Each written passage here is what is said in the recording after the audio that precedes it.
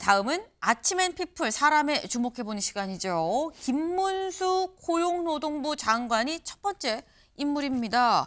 김문수 장관, 네, 이 최근에 어제 여론조사가 하나 나왔어요. 여론조사 뭐라고 나왔느냐? 다시 말해 대선 주자 어떤 뭐 적합도, 지지도라고 좀 보면 되는 거죠. 이재명 대표 여야를 통틀어서 같이 봤을 때 이재명 대표가 31, 김문수 장관 13, 그 뒤를 오세훈, 홍준표, 한동훈 등등의 순으로 없다, 모름, 무응답이 한 30%쯤 됐다라는 거예요. 네. 근데 어쨌거나 지금 일단 뭐 보류나 뭐 중도 이런 일들 다 제외하고서 수치가 딱딱 나온 사람들을 봤을 때 이재명 대표를 제외하고 요 뒤에 2, 3, 4, 5는 이 여당, 여권 후보들인 건데 여권 후보의 가장 처음은 요즘 나오는 다 여론조사가 다 첫 번째 인물은 다 김문수 장관이죠. 근데 김문수 장관 이 관련해서 기자들이 계속 물어봐요. 나오시는 거예요? 라고 물어봤을 때 이렇게 얘기를 합니다. 같이 들어보고 오실까요?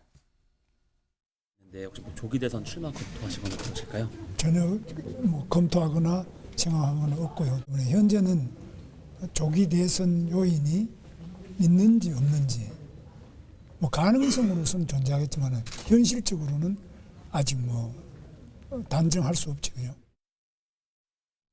네, 전혀 검토하지 않고 있습니다. 라고 딱 얘기를 합니다. 선을 확 그었어요. 현재 그런 생각 전혀 안 하고 있어요. 라고 얘기를 했는데 근데 이런 김문수 장관에 대해서 옆에서 이준석 의원은 또 이렇게 평가를 하고 있습니다. 들어보고 오시죠. 그 당 경선이라는 게 민심 아니면 당심이거든요. 당원 투표거나 아니면 여론조사거든요. 맞아요. 근데 당원 투표와 여론조사 둘 다 지금 압도하고 있는 것 같은데 지금 룰이 그냥 당심의 김문수, 민심의 김문수 뭐 이런 상황이거든요. 근데 뭐 김문수 지사가 결심을 할지 안 할지도 모르는 거고. 네, 이준석 의원. 이 당심 아니면 민심인데 당심도 이기고 민심도 이기고 그럼 김문수 장관 나올 수 있다라고 지금 얘기를 하고 있어요. 관건은 본인이 결심이 섰냐 안 섰냐라는 건데 윤영걸 대표님. 네. 김문수 장관 조기 대선이 열린다면 그렇다고 한다면 나올 거라고 보십니까? 안 나올 거라고 보십니까? 저는 당연히 나올 거로 봐요. 당연히 나온다. 여태까지 제가 신문기자 40여 년 하면서 네. 인기도가 많이 올라왔는데 안 나오는 사람은 한 번도 본 적이 없습니다. 다 나옵니다. 예. 김문수 지금 고용노동부 장관 며칠 전에 턱걸이 7개 하는 거 딱 올렸잖아요. 6개. 6개인가요? 7개인가? 네. 그거 보고 저 깜짝 놀랐습니다. 네. 저 헬스 3년을 해도 턱걸이 한두 개밖에 못 하거든요. 근데 70이 넘으셨는데 그러니까 그 연세가 51년생이니까 지금 74시죠. 그쵸. 좀 많지 않느냐 이러니까 턱걸이 하나로 딱 보여준 거죠. 더 이상 긴 얘기 안 하는 거죠. 그리고 지금 저 참여한다. 대선 나간다 얘기를 안 하는 게 네. 지금 김문수 고용부 장관의 그 어떻게 보면 전략은 윤석열 대통령 표를 자기가 가져오겠다는 거거든요. 그러니까 조기 대선 탄핵 인용은 아예 배제하는 거예요. 그러니까 네. 탄핵이 기각될 거다. 그렇지만은 만약에 탄핵이 인용된다면은 나는 나가겠다. 이런 자세니까 윤 대통령 표를 나는 고스란히 가져오겠다. 이런 전략이고 지금 뭐 쇼츠라든지 SNS 이런 거는 굉장히 활동을 많이 하는 걸로 봐서 저는 뭐 당연히 나올 거고 저는 마지막 국민의힘 결선까지 2명 중에 1명이 꼭 들어갈 거로 봐요. 아하. 네. 당심 50%, 민심 네. 50%거든요. 네. 지금 당심이 지금 압도적이잖아요. 네. 그래서 뭐 확장성에 대한 뭐 우려도 있긴 하지만은 네. 저는 나올 거로 보고 2파전 2명 안에 꼭 들어갈 거로 저는 봅니다. 네. 이렇게 되면 2파전 2명이 그럼 김문수 장관과 누굽니까가 상당히 궁금해지는데 그 얘기를 잠깐 좀 이따가 해보도록 해보겠습니다. 근데 김문수 장관 어쨌거나 지금 무조건 나온다. 네, 지금 40년 지금 이 기자 생활하면서 안 나온 사람을 못 봤다라고 지금 말씀을 하셨어요. 근데 나 지금 좀 출마 준비 중인 것 같다라는 얘기가 좀 나올 법한 게 아까 말씀하신 뭐 턱걸이 6번 한 영상도 영상입니다만 오늘 김문수 장관이 어디를 가느냐. 대구에 갑니다. 대구에 가는 이유. 네. 오늘 이 65주년 2.28 민주운동 기념식이 있는데 여기에 직접 참석하러 갑니다. 근데 사실 이거 보면 고용노동부 장관이니까 뭐 고용 관련, 뭐 노동 관련 한 어떤 행사나 이런 게 있으면 갈 수 있다라고 생각을 할 수 있는데 최창렬 교수님. 근데 이게 민주운동 기념식이거든요. 민주운동 기념식인데 김문수 장관이 굳이 고용노동부 장관으로서 갈 이유는 없을 수 있는데 왜 대구를 왜 가는 거냐라는 얘기가 나올 수 있어요. 김무수 장관이 현직 뭐 장관입니다만 이미 정치인이잖아요. 네. 지지율이 지금 반영돼 있는 장관이라서 김무수 장관이 과거에 민주화운동도 하고 노동운동도 했던 분이에요. 단지 이제 발언이라든지 여러 가지 사고, 방식, 이데올로기, 이념 이런 게 상당히 극우적이다 이런 비판이 있는 건 분명해요. 제가 봐도 네. 그런 것 같고. 그러나 저런 이제 민주화운동 안 갈 이유가 없죠. 민주화운동이라는 건 이 좌파와 우파 특정 진영의 전유물이 아니에요. 대한민국이 오늘 있기까지의 민주화운동이 없으면 없습니다. 자꾸 그걸 좌파 운동권이라고 얘기하는 그 자체가 잘못된 것이고 김문수 장관이 그런 얘기는 한 적이 없는 것 같아요. 과거 무슨 역사에 관련된 발언들이 좀 네. 극우적이고 이런 건 있다 하더라도 민주화 운동을 폄훼하거나 이런 발언은 이제 없는 걸로 알고 있거든요. 당연히 가서 얘기할 수 있는 거죠. 그리고 자신의 이미지를 좀 바꿔야죠. 제가 봐도 나오는 게 거의 99%라고 저도 보는데. 네. 근데 저런 이제 일단 대선에 나가면 확장성이 중요한 거 아니겠어요? 뭐니 해도 확장성이에요. 네. 양대 진영이 결집하기 때문에 지금의 김무수 장관은 보수 진영 내에서 이른바 아스팔트에서는 상당히 지지를 받고 있어요. 그럼에도 불구하고 과연 중도층의 지지가 있느냐는 별개의 문제이기 때문에 만약에 정말 본인이 대선에 나가고자 한다면 경선은 뭐 당선될 가능성이 있다고 손 치더라도 네. 본선에서 이겨야 되는 거니까 자꾸 저런 데 가서 민주화운동에 가서 참여도 하고 자신의 과거 노동운동 전력도 자꾸 상기시키고 민주화운동에 관련된 것도 얘기하고 저분이 지금 과거에 YS에 의해서 발탁된 거 아니에요? 15대 때. 그때 민주화운동 했던 사람들. 네. 많은 사람들이 발탁된 거 아니겠어요? 그런 인식을 자꾸만 상기시킨다는 점에서 의미가 있는 거죠. 단지 그동안 여러 역사적인 발언 이런 것들 과연 어떻게 설명해낼 수 있느냐, 해명할 수 있느냐가 좀 관건이라고 봅니다. 네.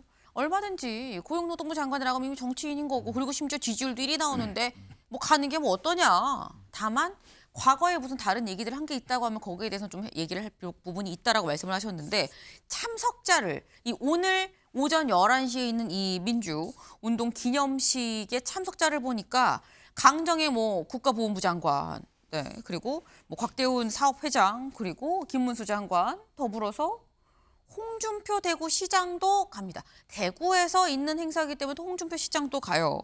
그 지금 이 아까 저희 지지율을 봤죠.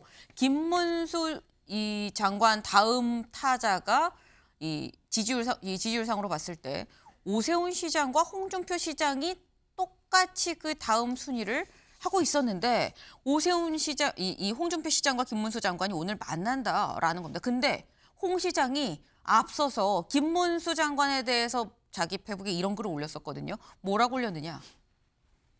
김구 선생의 국적을 중국이라고 기상천외한 답변을 하는 거 이거 어이가 없는 일입니다. 라는 얘기를 했었습니다. 근데 이 두 사람이 오늘 만나는데 그럼 윤 대표님 예. 오늘 만나서의 분위기는 어떨 것이냐라는 거예요. 뭐 악수하고 뭐 친한 척 하겠죠. 과거에 뭐 그 보수 당을 같이 네. 했으니까. 그렇지만은 홍준표 대구시장이 꼭 저런 얘기 꼭 해야 되나 싶어요. 뭐 김문수 고용장관이 그때 국회에서 최민희 의원이 그 국정 물어볼 때 좀 실수는 했어요. 네. 김구 선생이 이제 중국 국적이다 뭐 다른 얘기하면서 넘어갔는데 자칫 좀 바로 잡아야죠. 근데 이제 많은 사람들이 김구 선생이 이제 중국에서 독립운동을 했고 중국 옷 입은 사진도 많거든요. 그래서 그런 좀 착각을 했는 모양인데 뭐 잘못한 거죠. 잘못한 건데 네. 꼭 어떻게 보면은 같은 진영에서 저렇게 국적 하나 갖고 꼭 저렇게 꼬투리를 잡아야 되는 건지 저는 뭐 홍준표 대구시장이 좀 어떻게 보면 너무 좀 마구잡이로 아무데나 그냥 총을 쏘는 거 자기 진영 남이 진영 할 것 없이 쏘는 게 저런 게 옳은 건지 좀 싶어요. 하지만은 뭐 저는 대권을 가면서 네. 지금 보수 측 국민의힘 내부에서 윤석열 대통령의 지지도가 좀 높잖아요. 네. 그 표를 지금 노리는 게 김문수 장관하고 홍준표 대구시장이죠. 탄핵의 비상계엄에 대해서 탄핵에 대해서 줄곧 반대하는 입장을 취했으니까 어떻게 보면 네. 둘이는 제로섬이기 때문에 서로 치고받을 수밖에 없다. 뭐 이런 생각도 좀 듭니다. 네. 지금 이 김문수 장관과 홍준표 시장이 사실상 같은 지지층을 갖고 있기 때문에 이런 정도의 신경전을 좀 벌이는 거 아니겠느냐라는 취지의 말씀하셨는데 최 교수님. 하나 말씀드리고 싶은 게 김문수, 홍준표 이 두 분이 네. 여권에서 상당한 역량을 갖고 있잖아요. 정치인으로서도 무게가 나오고 많은 일을 해왔고. 근데 제가 뭐 국민의힘에 대해서 걱정하는 건 아닙니다만 워낙 저분들이 지금 현재 이제 그 탄핵을 반대하는 그 여론에 편승해서 지지율이 올라가고 있는 거 아니에요. 보수층에 이제 편승하는 거예요. 당연히 그렇겠죠. 근데 이제 대선을 생각한다면 두 분이 네. 이제 정말로 정확한 얘기를 해줘야 돼요. 탄핵에 반대하면 저분들 생각이겠습니다만 중도층이 어떻게 생각할까 얘기해야죠. 그래야 국민의힘과 민주당이 네. 게임다운 게임을 할 수 있다고요. 이게 대선에 가보세요. 탄핵에 대한 반대 찬성은 반드시 쟁점이 될 수밖에 없습니다. 이거는. 그게 당연한 것이고. 근데 저분이 유난히 탄핵에 대해서 반대하고 있잖아요. 반대로 국민의힘 유승민, 안철수, 한동훈 이런 사람들은 탄핵에 찬성하는 사람들이에요. 그 사람 목소리 낮게 나오잖아요. 그래서 제가 말씀드리고 싶은 거는 홍준표 시장이나 김문수 장관 현재 여론이 저렇게 나오잖아요. 네. 탄핵 찬반이 비슷하게 나오기도 하고 그래요. 정당 지지도도 비슷하게 나오고 양당이. 근데 이건 착시 현상일 수 있어요. 자꾸 이거를 탄핵에 반대하는 많은 사람들이 탄핵에 반대한다고 생각할지 모르겠으나 네. 그렇지 않다. 젊은 사람들이나 중도층을 볼 때 그 말씀 제가 하나 첨언을 좀 하고 싶습니다. 너무 그쪽으로 하는 것 같아서 말이죠. 네. 지금 뭐 김문수 장관도 홍준표 시장도 둘 다 뭐 탄핵에 반대하는 입장이라고 하는데 이거 여론조사의 이런 어떤 높은 수치, 지지한다 높은 수치 이런 거 착시일 수 있다. 그쪽으로 가면 안 된다라고 지금 말씀을 하셨어요. 네. 근데 이 관련해서 아까 살짝 그 얘기가 나왔었죠. 결국 어쨌거나 여권에서 여당에서 국민의힘에서 조기 대선이 열려서 만약 경선을 한다 그러면 2명 중에 1명으로 김문수 장관 들어가지 않겠느냐라고 말씀하셨는데 이른바 정치 구단이란 타이틀이 붙은 이분들은 이렇게 전망을 하고 있더라고요. 직접 들어보시죠. 지금 뭐 오세훈 등 국민의힘 대통령 후보들이 나와서 있지만은 그건 자기가 빗자락으로 싹 쓸어버리겠다. 이런 얘기를 하는데 예. 거기에 비교적 자유로운 사람이 또 지금 현재 1등으로 나오고 있는 김문수 예. 노동부 장관하고 저는 한동훈하고 마지막 경선 결선하지 않을까.